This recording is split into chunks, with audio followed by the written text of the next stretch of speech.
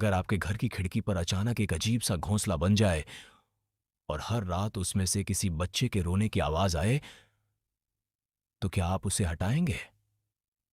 उत्तराखंड के एक छोटे से गांव में निखिल अपनी मां के साथ रहता था। उनका घर जंगल के पास था। एक सुबह निखिल ने देखा, उसकी खिड़की के बाहर एक बड़ा काला घोंसला बना हुआ था। अजीब बात यह थी कि वहां कोई पेड़ भी नहीं था।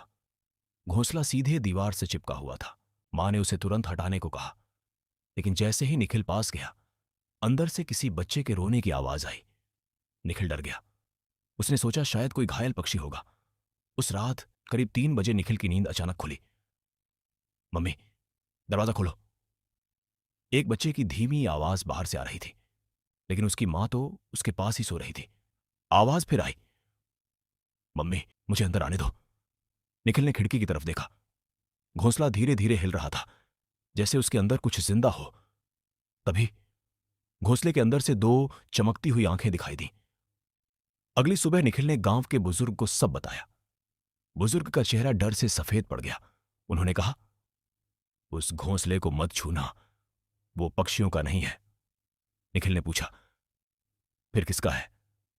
बुजुर्ग धीरे से बोले, जो बच्चे जंगल में गायब हो जाते हैं, उनकी आत्माएं उसमें रहती हैं। निखिल हंस पड़ा। उसे लगा यह सिर्फ अंधविश्वास है। लेकिन उसी रात उसके कमरे में मिट्टी गिरने लगी। ऊपर देखा तो घोंसला अब खिड़की पर नहीं था।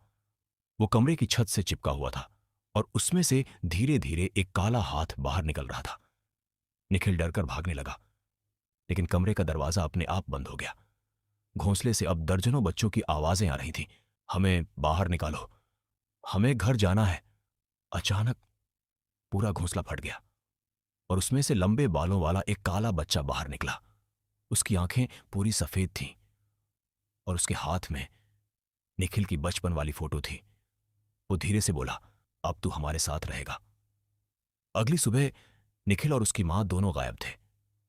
लोग जब कमरे में पहुंचे तो वहां सिर्फ एक नया घोंसला था और उसके अंदर से धीरे धीरे आवाज आ रही थी, मम्मी दरवाजा खोलो। अगर ऐसी डरावनी कहानियां देखना पसंद है तो अभी चैनल को सब्सक्राइब करो, वीडियो को लाइक और शेयर करना मत भूलना।